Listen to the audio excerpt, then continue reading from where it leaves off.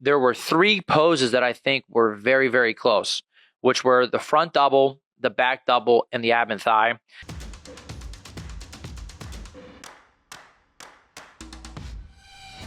What's up guys and welcome. You are watching Fazi Fitness. Let's start today's video with Martin Fitzwater, a young and aspiring bodybuilder who has submitted his application to compete at the Arnold Classic, Ohio, which is happening in 16 weeks time.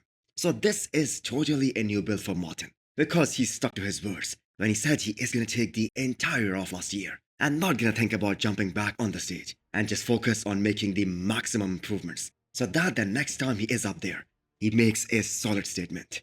So, Texas Pro 2022 was the best look of his professional career so far. In fact, he was in better condition than Andrew jacked, but he was unable to beat Andrew, and the reason was Andrew's unreal structure.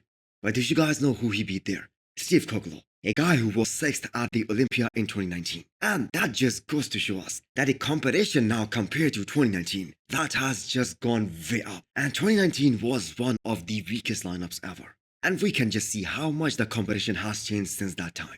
So Martin is working with Stefan, who is the coach of Urs, Nathan Diesha and Wesley Weisers. And we have seen that his guys are always shredded. And Martin does have this ability to get extremely lean and extremely shredded. This is what we saw from him in the past 2 preps. So it is kinda surprising when things were going so well with him and Branch Warren, who was coaching him back then. So why they decided to split up?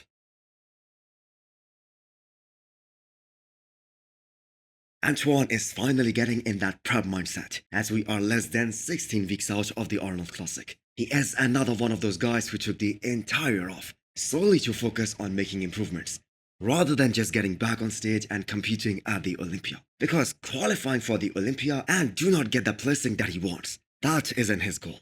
Although 2023 was the year when so many competitors were missing in the men's open bodybuilding.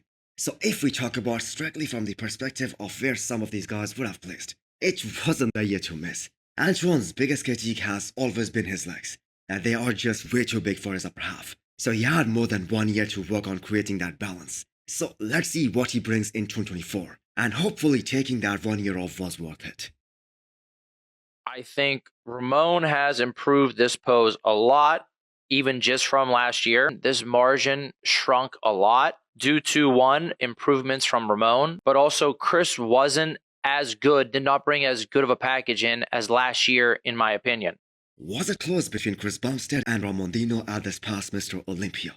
According to Tyler Mannion, if we go pose by pose, it wasn't close, as Chris was able to beat Ramon in 4 out of the 5 total poses. But what makes 2023 Olympia so different for Ramon, and what should be his motivation to bring an even more balanced physique the next time they compete at the Olympia? And even if Chris Bumstead decides to come back and go for another one, is that even though Chris Bumstead won all these poses, but it was so close between him and Ramon, especially the front double bicep, the abs and thigh, and back double bicep. And these are the shots where Ramon can beat Chris Bumstead. So when scoring this pose, I think this is another very dominant pose for Chris. That ends up making it 4 poses to 1. It was much more competitive this year, but obviously he still needs to work on these things to make it even more competitive next year.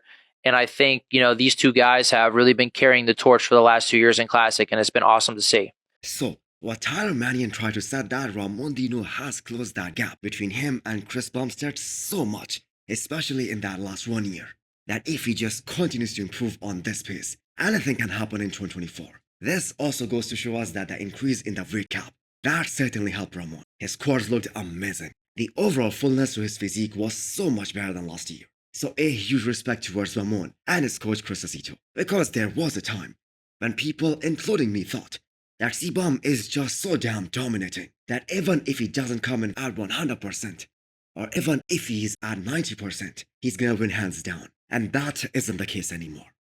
So hit the thumbs up button if you liked the video, and smash the subscribe button if you wanna come back for more.